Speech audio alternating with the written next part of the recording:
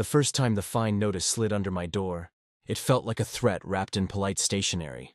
And I knew instantly this wasn't about rules, it was about control. $300 a day, the letter said, until I fixed a violation. So vague it might as well have accused me of breathing wrong. The sender was the HOA president, the woman everyone whispered about, the one who smiled at meetings and punished neighbors in private. I laughed at first, because my lawn was trimmed, my trash cans hidden, my house cleaner than most. Then the second notice came, stamped urgent, and the laughter stopped. By day 4, the fines stacked higher than my grocery bill, and Karen's emails turned sharp, demanding immediate payment or further action. She quoted bylaws like scripture, bolded sentences, and copied the entire board, daring me to argue. I requested proof, photographs, dates, anything concrete. She sent nothing, only reminders and a warning that liens were on the table. That's when I realized this wasn't a misunderstanding. It was a shakedown wearing a blazer. At the next HOA meeting, she called my name with a practiced sigh, announcing my fines to the room like a public sentence. Neighbors avoided eye contact. A few looked shocked. I stood up, asked again for evidence, and watched her jaw tighten. She said it was in the records. She said I was non-compliant. She said the board supported her, even as 2 members stared at their notes. The vote passed anyway. $300 a day. Effective immediately. What Karen didn't know was that I keep everything. Emails, envelopes, timestamps, recordings of meetings allowed by law.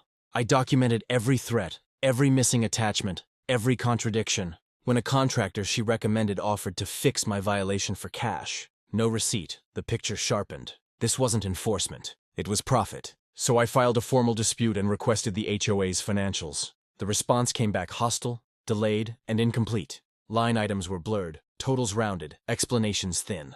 One entry caught my eye. Miscellaneous storage. Another. Temporary safekeeping. Both approved by Karen alone. I asked where the storage was. She said it was confidential. The fines kept accruing, but so did my evidence. And when a neighbor quietly told me, Karen used her garage like a vault no one else could access, I made one last call, not to the board, but to the police non-emergency line, and asked a simple question about theft, fraud, and probable cause.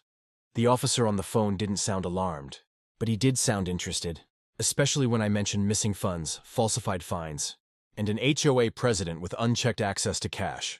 He told me to email everything I had and said someone would review it. I assumed that meant weeks of silence. Instead, 2 days later, a detective knocked on my door just after sunrise. He sat at my kitchen table, flipping through printed emails and screenshots, asking calm, precise questions. Had I paid any fines yet? No. Had Karen threatened liens or foreclosure? Yes, repeatedly. Did I have proof she denied access to records? I slid my laptop closer. He nodded slowly, the way people do when a puzzle starts fitting together. Before he left, he asked one more thing that caught me off guard. Do you know where the HOA keeps its cash? I told him about the vague line items, the storage entries, and the neighbor's comment about Karen's garage. He didn't react, just wrote it down. We'll look into it, he said, which felt like the end of it. I was wrong. That evening, Karen sent another email. This one was different, short, cold. She said the board had authorized immediate escalation and that I should expect outside involvement. I almost laughed at the irony. She had no idea how close to the truth she was. I didn't respond. I just waited. 2 days later, I was working from home when sirens echoed down the street. At first, I ignored them. Then I heard doors slam, voices shout commands, and the unmistakable sound of a garage door being forced open. I stepped outside with a few neighbors and watched police cars lined up in front of Karen's house. She stood on her driveway in slippers and a robe, shouting about harassment, about authority, about her rights as HOA president. Officers moved past her and into the garage. What they carried out didn't look like lawn equipment or holiday decorations. It looked like boxes, metal lockboxes, envelopes stuffed with cash. One officer held up a ledger, flipping pages as another photographed the contents. Karen's shouting turned into frantic explanations. She said it was temporary. She said it was for safekeeping. She said the board knew. The board didn't know. By that afternoon, 3 members were on the sidewalk, stunned, answering questions they clearly hadn't prepared for. The detective from my kitchen table arrived and caught my eye. He didn't smile, but he gave a slight nod. That's when I realized this wasn't just about my fines anymore. This was bigger. By nightfall, the story had spread through the neighborhood like wildfire. People compared notes, other fines, other threats, other confidential payments. And suddenly I wasn't the problem neighbor anymore. I was the first one who said no. By the next morning, the HOA board emergency meeting was scheduled, and this time the chairs were full. The whispers louder, the smiles gone. Karen didn't show. Her driveway was empty, garage sealed with evidence tape, and the authority she once wielded like a weapon had evaporated overnight. The vice president opened the meeting with shaking hands, announcing that all fines issued under Karen's sole authorization were suspended pending review. That included mine. For the first time in weeks, I breathed. Then the questions started. Where had the money gone? How long had it been missing? Why were financial reports altered before being shared? The treasurer admitted she never handled cash directly. Karen insisted on temporary custody for security reasons.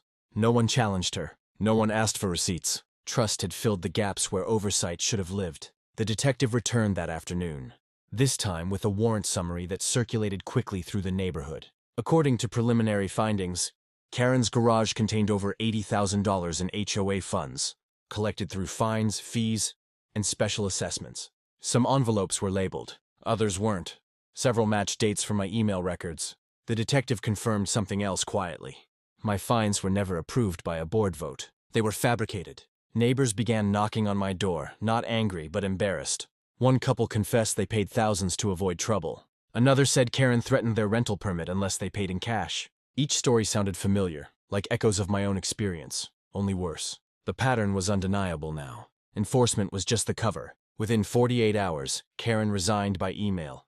No apology, no explanation, just a statement blaming stress, misunderstanding, and clerical errors. The board rejected it and voted to remove her officially, forwarding their decision to law enforcement and the HOA's insurance carrier. Lawyers entered the picture. So did auditors. As for me, the fines vanished from my account like they never existed.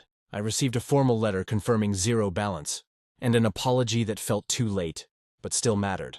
The lien threat dissolved. The power imbalance flipped. Suddenly people listened when I spoke. The detective called one final time that week to thank me for my cooperation.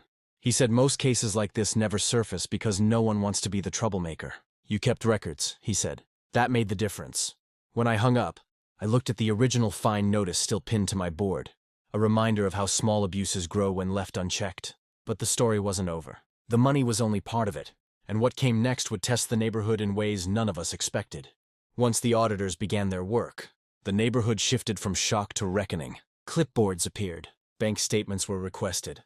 Doors that had never been opened were suddenly unlocked. The HOA's finances, once summarized in neat monthly emails, unraveled into a mess of handwritten notes, missing deposits, and unexplained withdrawals. Every discovery traced back to the same source: Karen's unilateral control. She had positioned herself as indispensable, and no one questioned it until the illusion collapsed. The audit revealed that the stolen cash wasn't just sitting in envelopes. Some of it had been cycled through personal accounts, then replaced later to hide gaps. Fines were issued selectively, often targeting residents who challenged her or skipped meetings. Contractors she recommended charged inflated rates, with portions quietly rebated. It was systematic, careful, and arrogant. She never expected anyone to push back hard enough to expose it. As the findings spread, anger replaced embarrassment.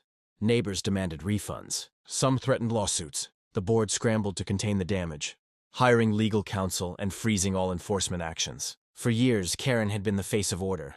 Now she was the reason the HOA's insurance premiums tripled overnight. I was asked to join a temporary oversight committee, something I never wanted but couldn't refuse. Sitting at that table felt surreal. Weeks earlier, I was the problem resident. Now I was reviewing policies, suggesting transparency measures, and helping untangle the mess. We voted to require dual signatures on all accounts, publish full financials quarterly, and record every meeting. Small steps, but overdue. Meanwhile, Karen's silence was loud. Her house stayed dark.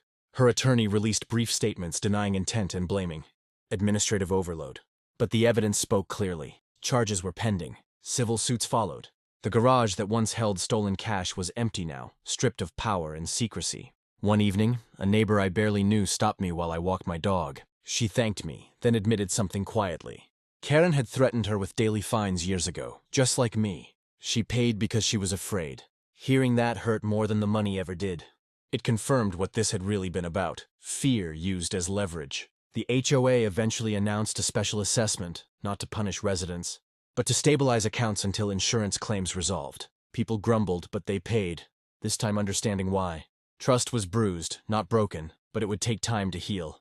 As for Karen, the illusion of authority she built collapsed completely. No emails, no fines, no commands, just consequences. And standing there, watching the neighborhood slowly reclaim its balance, I realized something important. This wasn't just about stopping one person.